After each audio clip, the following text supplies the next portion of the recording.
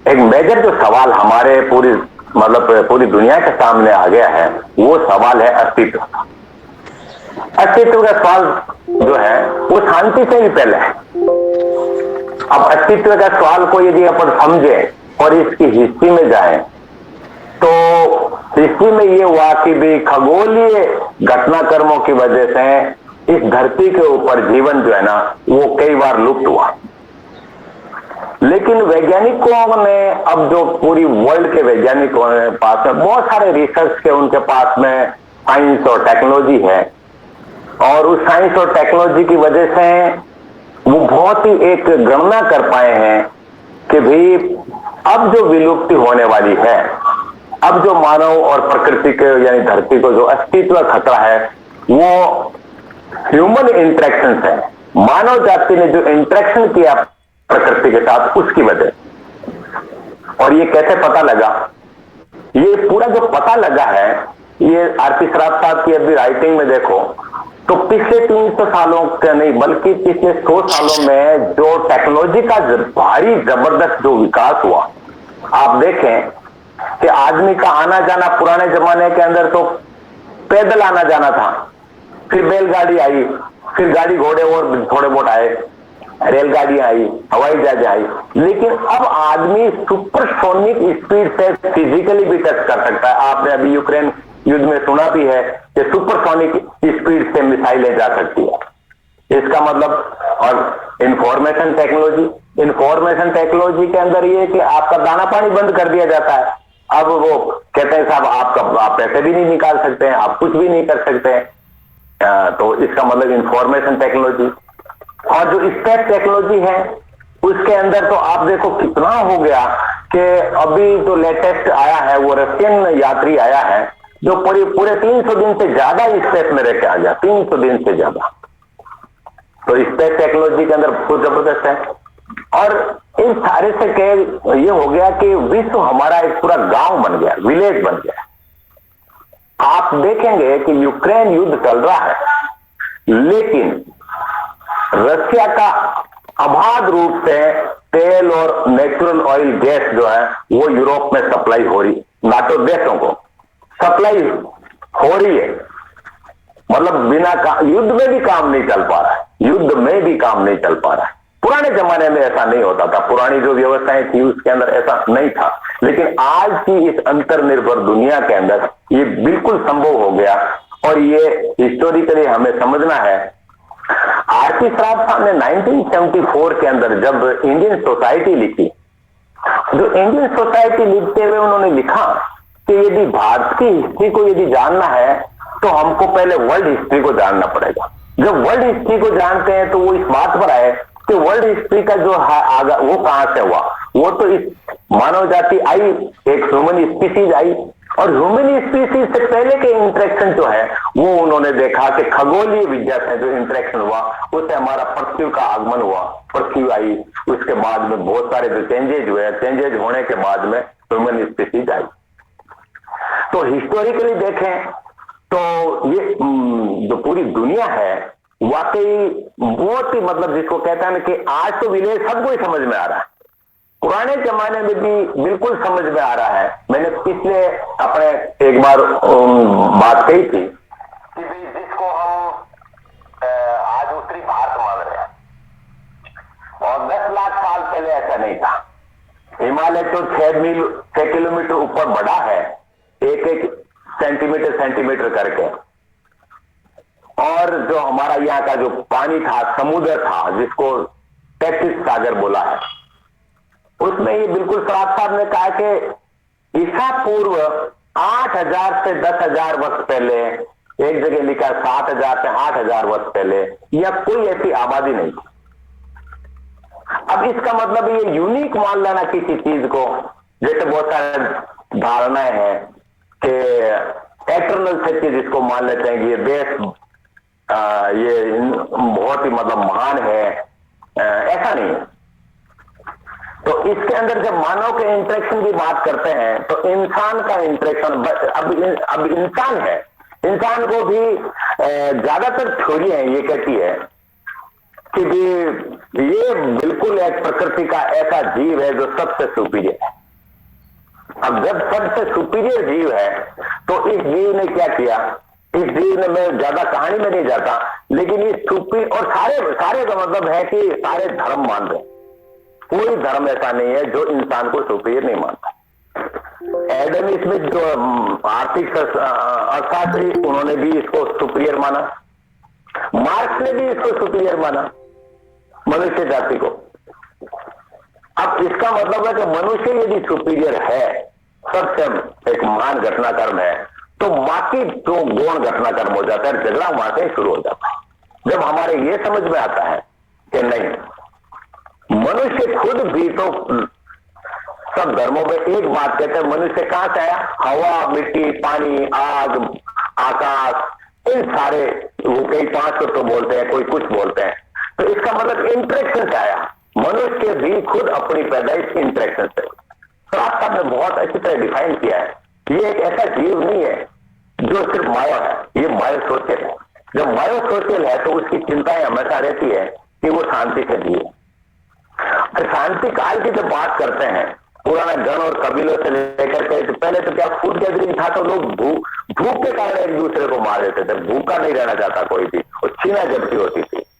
धीरे धीरे आगे बढ़ा, आगे व्यवसाय गणते पूरे कबीला में आई, कबीला से फिर गांव व्यवस्था, ग्रामीण व्यवस्था, रियायत से आई, रियायत से बाद के अंदर जब कैपिटलिज्म आया, और कैपिटलिज्म आया, धीरे धीरे टेक्नोलॉजी बढ़ी तो इंटरेक्शन और ज्यादा बढ़ा, और करते करते क्या हुआ कि छोटी जो प्रोप्राइटर कंपनी है या पार्टनरशिप वाली कंपनी है या प्राइवेट लिमिटेड कंपनी है, वो मल्टी लिमिटेड कंपनियों में बढ़ी, और लिमिटेड कंपनियां जाकर के और वो बहुराष्ट्रीय निगमों में आए। जब बहुराष्ट्रीय निगमों में सारों में ये आ गया कि कैसे ही करके, जब एडम स्मिथ ने छोड़ी दे दी कि आदमी जन्म से ही स्वार्थी है, तो इसका मतलब हुआ कि आदमी अपना भला करे।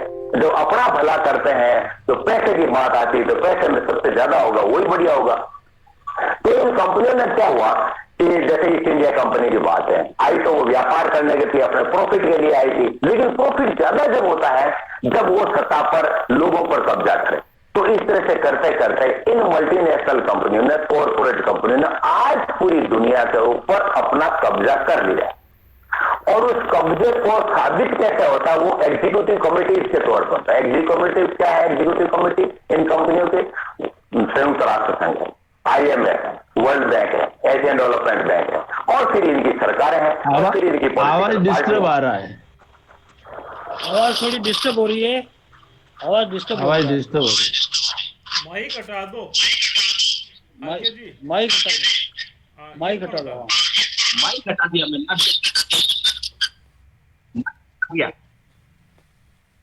माइक हटा दिया। आप बोलो कैसा है? ठीक है, हाँ अब ठीक है, अच्छा है, अच्छा ठीक है, अब शानदार है। ठीक है, आप सारे कर दो। तो इसका मतलब क्या हुआ कि जो मल्टीनेशनल कंपनीज ने पूरी वर्ल्ड को अपनी ग्रिप में ले लिया, और ग्रिप में लेते लेते 1945 जब आता है, 1945 के अंदर देखो, दो फर्स्ट विश्व युद्ध और सेकेंड विश्व युद्ध इसी बात पे लड़ा जाता है, अपनी सत्ता और पैसे की। और जब सेकेंड वर्ल्ड वॉर में 1945 के अंदर एक यूएन चार्टर बनता है, यूएन चार्टर इस आधार पर बनता है, ये हमारी सोच थी कि भाई हर राष्ट्र अपना आप में सब प्रभु है, वो स्वतंत्र है, तो स्वतंत्र है तो स्वतंत्र राष्ट्रों का एक संघ बना, स्वतंत्र राष्ट्रों का संघ बना, यूएन चार्टर बना। और उसी समय एक घटना हुआ जब सेकेंड वर्ल्ड वॉर खत्म होने जा रहा था, तो सबसे पावरफुल जो राष्ट्र था वो अमेरिका, और अमेरिका ने अपनी पूरी वर्ल्ड में दादागिरी दिखाने के लिए, अपना वर्चस्व दिखाने के लिए हिरोशिमा और नागासाकी पर 2 बम डाल के ये साबित कर दिया उसको कोई मतलब नहीं है, शांति सब कुछ, जबकि जापान ने सरेंडर कर दिया था एक तरह से, लेकिन वहां दुनिया को ये साबित करना, उस समय वो अकेले ही एक परमाणु शक्ति राष्ट्र था। तो इस तरह दुनिया के अंदर 1945 के बाद के अंदर जब शीत युद्ध चला, तो शीत युद्ध के अंदर बहुत सारे छोटे छोटे झगड़े होते रहे, बहुत सारी लड़ाई हुई, भारत पाकिस्तान के बीच में हुई, और जगह भी हुई, यानी विश्व शांति के नाम के ऊपर कुछ पीरियड शांतिपूर्ण रहा, लेकिन झगड़े होते रहे। और झगड़ों के अंदर मुख्य भूमिका दोनों वारसा और नाटो गुट ने अपने। पहले सबको ही पता है, ये डिस्कशन हो चुका है कि नाटो गुट बना अमेरिका के नेतृत्व में। अमेरिका ने अपनी दखलंदाजी यूरोप में करने के लिए नाटो बनाया, और नाटो धीरे धीरे जब आगे बढ़ा, कई देश इसमें आए, तो इसके रिएक्शन के अंदर वार्सा हुआ, आपस में शीत युद्ध चलता रहा। शीत युद्ध चलते चलते जब ये हुआ कि जो राजकीय पूंजीवाद वो अपना काम ठीक नहीं कर रहा है। राजकीय पूंजीवाद का मतलब ये हुआ कि मार्क्स ने ये थ्योरी जब दी कि भाई मनुष्य जो है ना समाज में करता धरता है, लेकिन उसमें आगे जाकर वो सारी पावर देता है कि सरवरा है, ये हीरावल दस्ता है, ये मुक्तिदाता है। और जब सरवरा मुक्तिदाता है तो आगे जाकर वो कहते हैं पार्टी उसकी है, पार्टी सब कुछ करेगी। जब सारे पावर पार्टी के पास में, पॉलिट ब्यूरो के पास में, सब आगे, यानी लोगों को कोई पावर नहीं दिया। और उस वजह से रसिया ने मेन एक काम तो किया, उसने हथियारों को तो खूब बढ़ाया, लेकिन बाकी उसकी जो बढ़ी नहीं, लोगों की जो एक्सपेक्टेशन नहीं बढ़ी। इंफॉर्मेशन टेक्नोलॉजी बढ़ रही थी, इसलिए लोगों को पता लगा यार यूरोप में तो लोग खुले बोलते हैं और यहाँ बोलने की कोई आजादी नहीं है। यूं करते करते रसिया कमजोर पड़ा और रसिया टूट गया। टूटने के बाद ये आभास हुआ, वार्सा भी टूटा, और ये आभास नाटो ने करवाया कि भाई हम इसको धीरे धीरे भंग कर। लेकिन अमेरिका ने उल्टा काम किया, उसने पूरी तरह से, आप अफगानिस्तान का बात देख लो, चाहे भारत पाकिस्तान की बात देख लो, उसने पूरी दुनिया में एक तरफा पुलिसमैन की भूमिका निभाई, जो चतुराम जी ने भी कही है, आप लोग सब जानते हैं। उस भूमिका की वजह से एक रिएक्शन बहुत तकड़ा रशिया के अंदर, ये असुरक्षा की भावना भी आई कि यार ये तो सारे नाटो जो है ना वो 12 से 15 बने, 15 से 30 बने, अब यूक्रेन को भी ले रहा है। तो यूं करके रशिया ने भी इस पर हमला कर दिया। हमला करना कोई वो नहीं है कि भाई हमला कर दिया तो ठीक कर दिया, ठीक कुछ नहीं किया।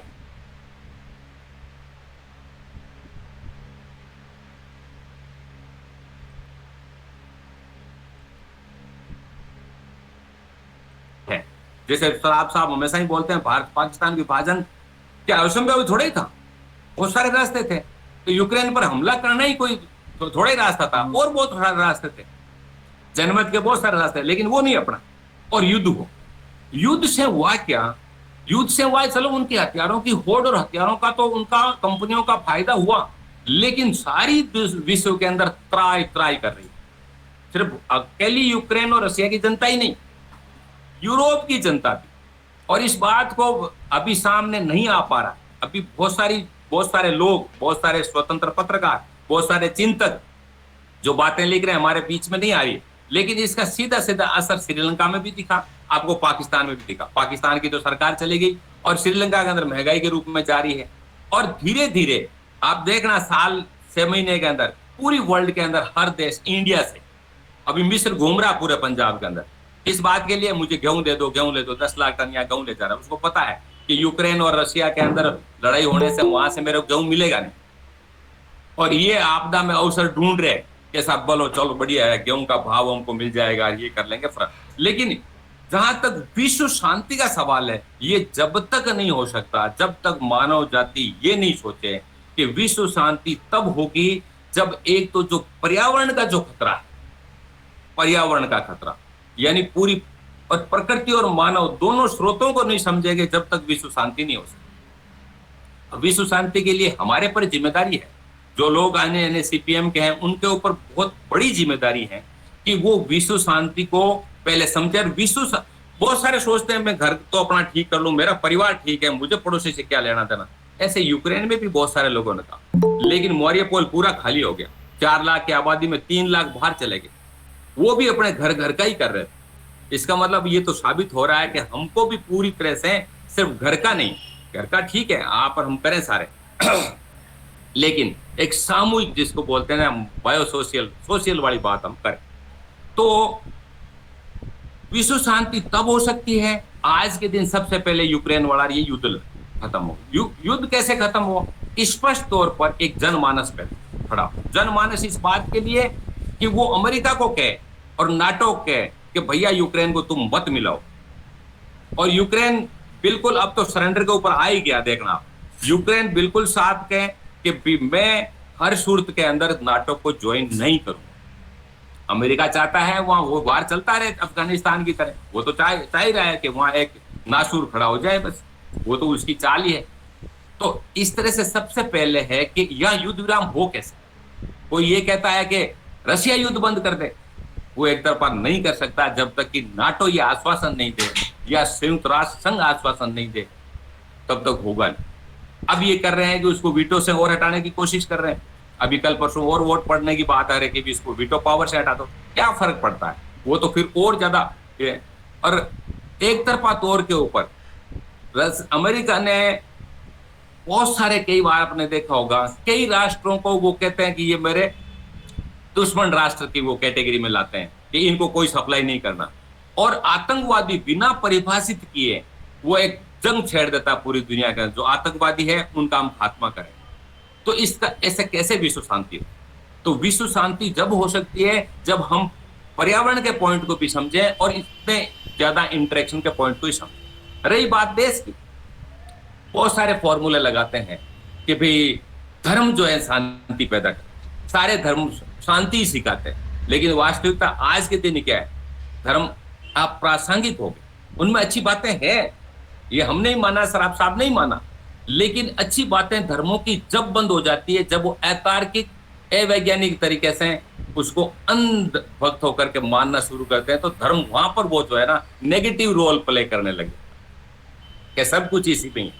तो इस तरह से धार्मिक जो बातें हैं उससे भी कोई किसी देश का कुछ नहीं। अभी देखो आपने मोहन भागवत जो आरएसएस का हेड है, उसने एक बयान दिया।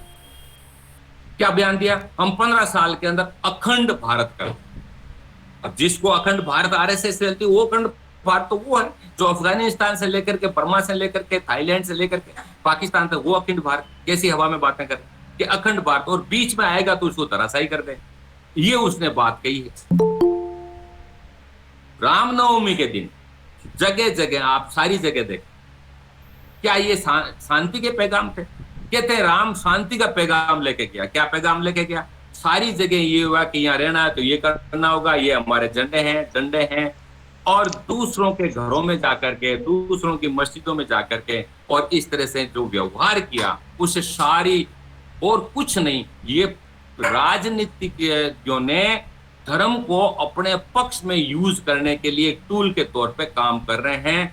ये पिछले 50 साल में हो रहा है। शुरुआत उसकी नेहरू ने की थी, और नेहरू से पहले ये शुरुआत हुई थी हमारे आजादी के आंदोलन के अंदर। मुख्यतः 8 लोगों का नाम मैं गिना सकता हूं। राजा राम मोहन राय, दयानंद सरस्वती, रामकृष्ण परमहंस, स्वामी विवेकानंद, बंकिम चंद्र चटर्जी, अरविंदो, उन सारों ने जब हिंदू पुनरुत्थानवाद की बात कही तो उसका रिएक्शन मुस्लिम कट्टरपंथ में निकला, और वहां से भारत और पाकिस्तान के अंदर अशांति का वातावरण वहीं से ही शुरू हुआ, अविश्वास का वातावरण शुरू हुआ। बहुत सारे, मैं उस हिस्ट्री में नहीं जाता, भारत पाकिस्तान वाली लंबी हो जाएगी। हिंदू और मुसलमानों में, हिंदू और मुसलमान, उसमें बात क्या हिंदू और मुसलमानों में अलगाव पैदा हुआ, उसमें भारत तो बलन हिंदू और मुसलमानों का राजनीतिक तौर, राजनीतिक तौर, तो आप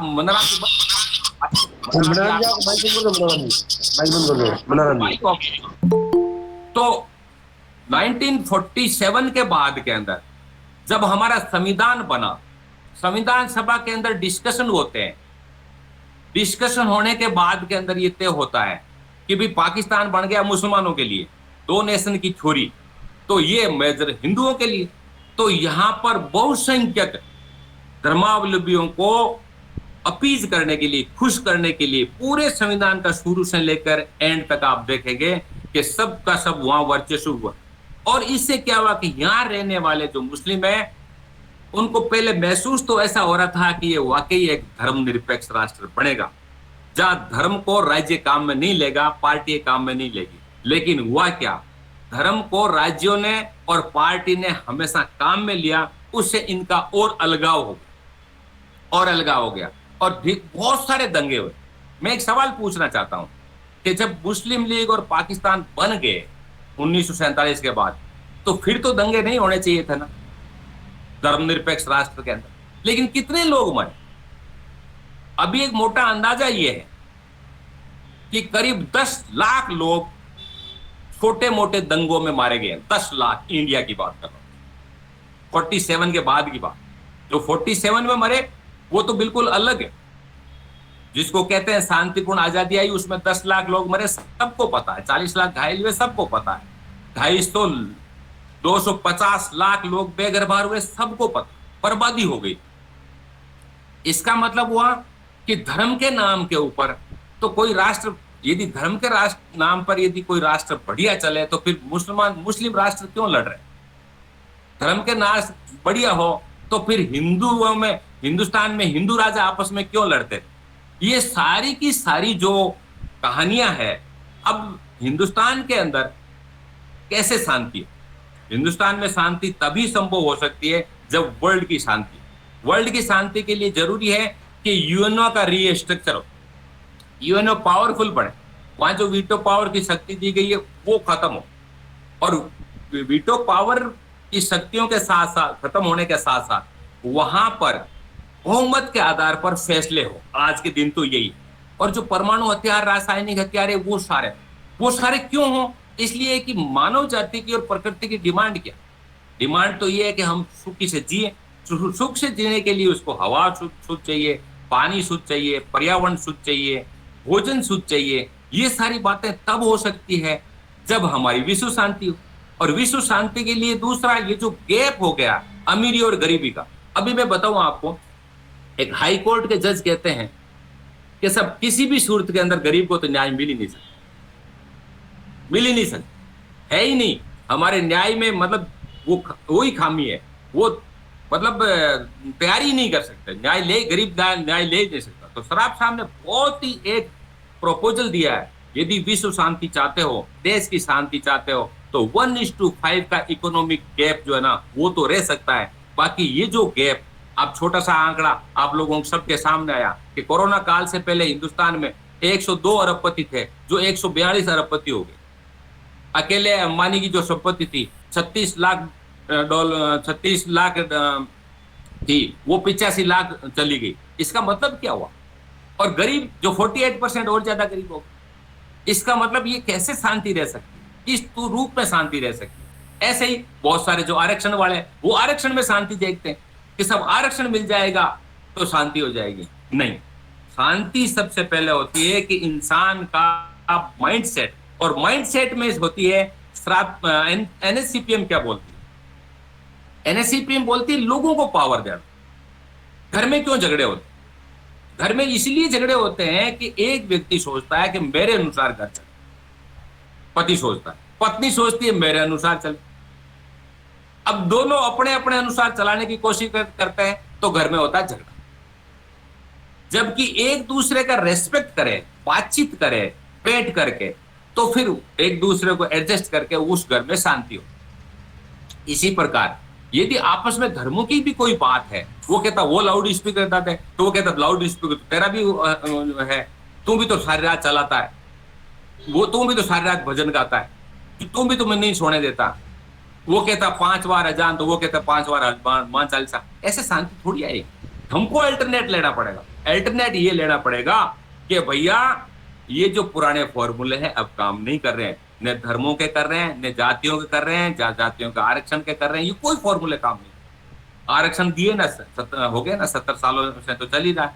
फिर क्यों SC ST वाले इतने क्यों बेरोजगार बैठे हुए, क्यों गरीब बैठे हुए? तो इसलिए इसके अंदर मोटा सा जो सवाल है कि महिलाओं की स्थिति हो 50%, आप देखो उन पर एक कितनी हिंसाएं होती। जो नौजवान बहुत तकड़ा है उसको डायरेक्शन ही नहीं, लड़ाई झगड़ा करा दो तो अब आज तैयार है, आप देख लो भले। तो इसका मतलब डायरेक्शन कौन दे? यह विश्व शांति का पहला जो सवाल है, सराफ साहब ने बहुत ही अच्छी तरह आपके संविधान के, जो संविधान और प्रोग्राम में एक पैराग्राफ है जो मैं पढ़ना चाहूंगा लास्ट के अंदर खत्म करते करते, बहुत अच्छी तरह उन्होंने लिखा कि विश्व शांति और सुरक्षा उन्होंने लिखा एक प्रकृति मानव केंद्रित विकास मॉडल को सर्वप्रथम स्थायी और टिकाऊ शांति एवं सुरक्षा की आवश्यकता है। इस प्रकार की शांति की स्थापना के लिए यह जरूरी है कि प्रभुत्व, विशेषाधिकार, विशेष शक्तियों और राजनीति को छोड़ा जाए, विशेष अधिकार को छोड़ा जाए।